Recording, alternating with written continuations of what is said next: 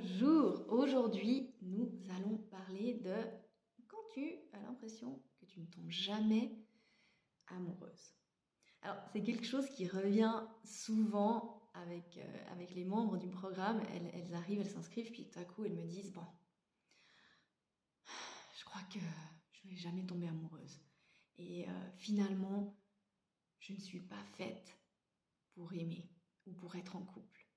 Et là, je trouve ça tellement intéressant parce que en réalité, ce qui se passe, c'est que le premier rempart, là où tu as l'impression que c'est réel, c'est je ne tombe pas amoureuse. Et en fait, pour éviter que tu creuses un petit peu et pour semer le doute, ton mental va tout à coup te dire non mais en fait, laisse tomber. T'es pas faite pour être en couple.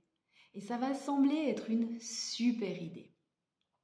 Et ce qui se passe, c'est que réellement, ça paraît réel. Donc, la réalité de je ne tombe jamais amoureuse, qui est entre nous soit dit une pensée très dramatique, c'est que tu as l'impression que tu ne tombes pas amoureuse du bon, de celui qui coche toutes les cases. Parce que la vérité, c'est que tu es déjà tombée amoureuse. Mais c'était certainement du bad boy.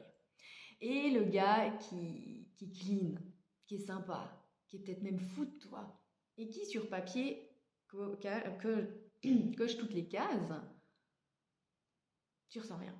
Il ne se passe rien.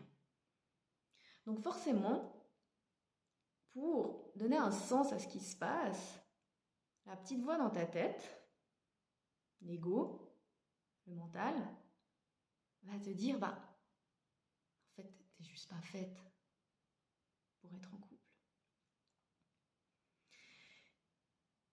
Et il fait ça pour justement trouver un sens, pour combler les manques, pour te mettre dans l'inaction. Et pourquoi il fait ça? Parce qu'en réalité, la vraie pensée derrière « je ne tombe pas amoureuse », elle est beaucoup plus profonde que ça. Et la plupart du temps, ce que je remarque, c'est que cette croyance profonde est la suivante, c'est « je ne mérite pas d'être aimée ». Je ne mérite pas d'être aimée par cet homme-là, qui a toutes les qualités.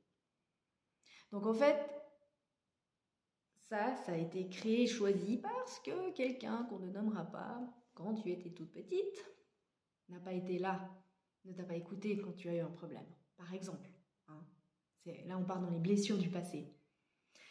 Et la réalité, c'est que tu t'es créé une dissociation.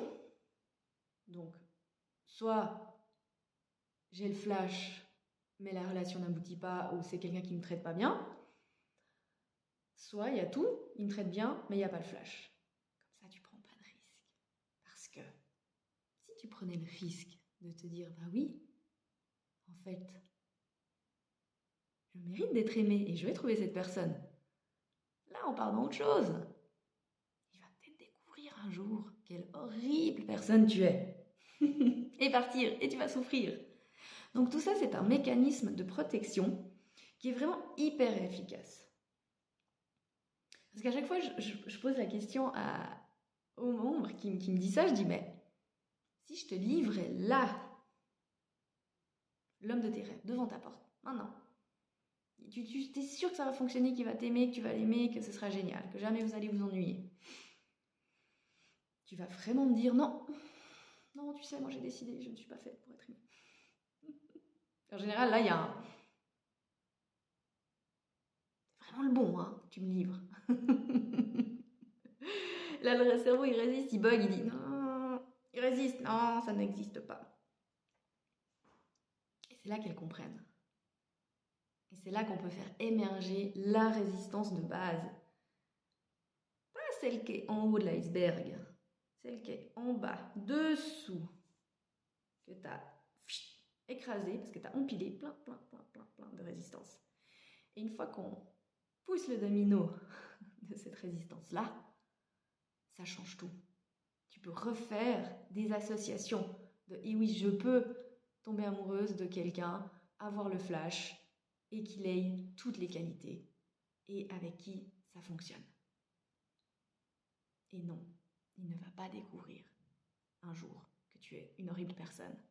Parce que tu n'es pas une horrible personne.